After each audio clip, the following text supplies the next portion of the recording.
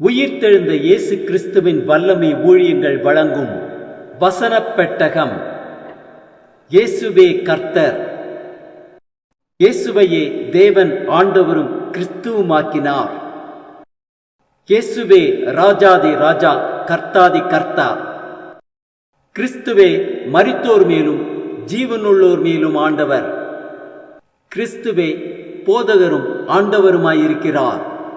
வசனப் பெட்டகத்தின் இன்றைய தின கருப்பொருள்: தேவனுடைய சமூகம். God's presence is described as presence of God deals with the ability of God to be present with human beings, implying a close and personal encounter with the Lord. God's presence is filled in heaven. God's presence provides comfort in times of trouble or anxiety. God's presence brought fear to Adam and Eve's sinfulness at Garden of Eden. God's presence cast light on Isaiah's sinfulness. God's presence is at the place of worship. God's presence where prayer is heard. God's presence is a place of judgment. God's presence is a place of blessing. In the age to come, God's presence will be ultimate blessings, for believers will see Him face to face. ஜீவ மார்க்கத்தை எனக்கு தெரியப்படுத்துவேன்.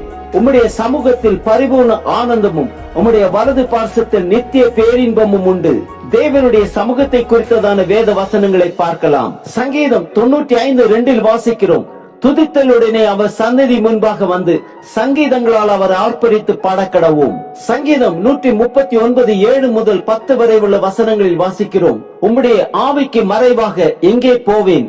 உம்முடைய சமூகத்தை விட்டு எங்கே ஓடுவேன்? நான் வானத்திற்கு ஏறினாலும் நீர் அங்கே இருக்கிறீர். நான் பாதாளத்தில் படுக்கை போட்டாலும் நீர் அங்கேயும் இருக்கிறீர். நான் விடிய காலத்து செட்டைகளை எடுத்து சமுத்திரத்தின் கடையாந்தரங்களிலே போய் தங்கினாலும் அங்கேயும் உமது கை என்னை நடத்தும், உமது வலது கரம் என்னை பிடிக்கும். சங்கீதம் 97:5 வாசிக்கிறோம்: கர்த்தரின் பிரசன்னத்தினால் பர்வதங்கள் மெழுகு போல உருகிற்று, சர்வ பூமியினுடைய ஆண்டவரின் பிரசன்னத்தினாலேயே உருகி போயிற்று. யாத்திரையாகமம் 33:14-15 வாசிக்கிறோம்: அதற்கு அவர், என் சமூகம் உனக்கு முன்பாக செல்லும், நான் உனக்கு இளைப்பாறுதல் தருவேன் என்றார். அப்பொழுது அவன் அவரை நோக்கி, உம்முடைய சமூகம் என்னோட கூட செல்லாமற் போனார், எங்களை இவ்விடத்திலிருந்து கொண்டு போகாதிரும். பிரசங்கி 5:2 வாசிக்கிறோம்: தேவ சமூகத்தில் நீ துணிகரமாய் உன் வாயினால் பேசாமலும் மனம் பதறி ஒரு வார்த்தையையும் சொல்லாமலும் இரு. தேவன் வானத்தில் இருக்கிறார், நீ பூமியில் இருக்கிறாய், ஆதலால் உன் வார்த்தைகள் சுருக்கமாய் இருப்பதாக. 2 நாளாகமும் 5:14 வாசிக்கிறோம்: அந்த மேகத்தின் நிமித்தம் ஆசாரியர்கள் ஊழியம் செய்து நிற்க கூடாமற் போயிட்டு கர்த்தருடைய மகிமை தேவனுடைய ஆலயத்தை நிரப்பிட்டு. சங்கீதம் 51:11 வாசிக்கிறோம்: உமது சமூகத்தை விட்டு என்னை தள்ளாமலும் உமது பரிசுத்த ஆவியை என்னிடத்திலிருந்து எடுத்துக் கொள்ளாமலும் இரும். மத்தேயு 18:10 வாசிக்கிறோம்: இந்த சிறியரில் ஒருவனையும் அற்பமாய் எண்ணாதபடிக்கு எச்சரிக்கையாயிருங்கள்.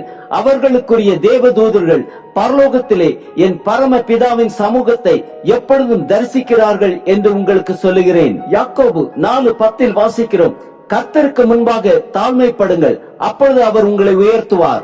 ஏசாயா 59:2 வாசிக்கிறோம்: உங்கள் அக்கிரமங்களே உங்களுக்கும் உங்கள் தேவனுக்கும் நடுவாக பிரிவினை உண்டாக்குகிறது, உங்கள் பாவங்களே அவர் உங்களுக்கு செவி கொடாதபடிக்கு அவருடைய முகத்தை உங்களுக்கு மறைக்கிறது.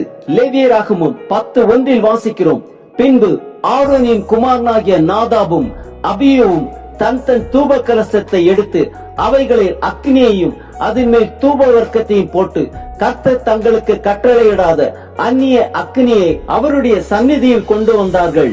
அப்பொழுது அக்னி கர்த்தருடைய சந்நிதியிலிருந்து புறப்பட்டு அவர்களை பட்சித்தது, அவர்கள் கர்த்தருடைய சந்நிதியில் செத்தார்கள். எண்ணாகமம் 6:26 வாசிக்கிறோம்: கர்த்தர் தம்முடைய முகத்தை உன்மேல் பிரசன்னமாக்கி உனக்கு சமாதானம் கட்டளையிட கடவர். 1 தீமோத்தேயு 6:16 வாசிக்கிறோம்: ஒருவராய் சாவாமை உள்ளவரும் சேரக்கூடாத ஒளியில் வாசம் பண்ணுகிறவரும் மனுஷரில் ஒருவரும் கண்டிராதவரும் காணக்கூடாதவருமாய் இருக்கிறவர், அவருக்கே கனமும் நித்திய வல்லமையும் உண்டாயிருப்பதாக. ஆமேன். 2 தீமோத்தேயு 4:1-2 வாசிக்கிறோம்: நான் தேவனுக்கு முன்பாகவும் உயிரோடு இருக்கிறவர்களையும் மரித்தவர்களையும் நியாயம் தீர்க்க போகிற கர்த்தராகிய இயேசு கிறிஸ்துவுக்கு முன்பாகவும் அவருடைய பிரசன்னமாகுதலையும் அவருடைய ராஜ்யத்தையும் சாட்சியாக வைத்து கட்டளையிடுகிறதாவது, சமயம் வாய்த்தாலும் வாய்க்காவிட்டாலும் ஜாக்கிரதையாய் திருவசனத்தை பிரசங்க பண்ணு. எல்லா நீடிய சாந்தத்தோடும் உபதேசத்தோடும் கண்டன பண்ணி கடிந்து கொண்டு புத்தி சொல்லு. தீத்து 2:13 வாசிக்கிறோம், நாம் நம்பி இருக்கிற ஆனந்த பாக்கியத்துக்கும் மகா தேவனும் நமது இரட்சகருமாகிய இயேசு கிறிஸ்துவனுடைய மகிமையின் பிரசன்னமாகுதலுக்கும் எதிர்பார்த்து கொண்டிருக்கும்படி நமக்கு போதிக்கிறது. ஆம், தேவனுடைய சமூகத்தில் பரிபூர்ண ஆனந்தமும் அவர் வலது பார்சத்தில் நித்திய பேரின்பமும் உண்டு. துதித்தலுடனே அவர் சந்நிதி முன்பாக வந்து சங்கீதங்களால் அவரை ஆர்ப்பரித்து பாடக்கடவும்.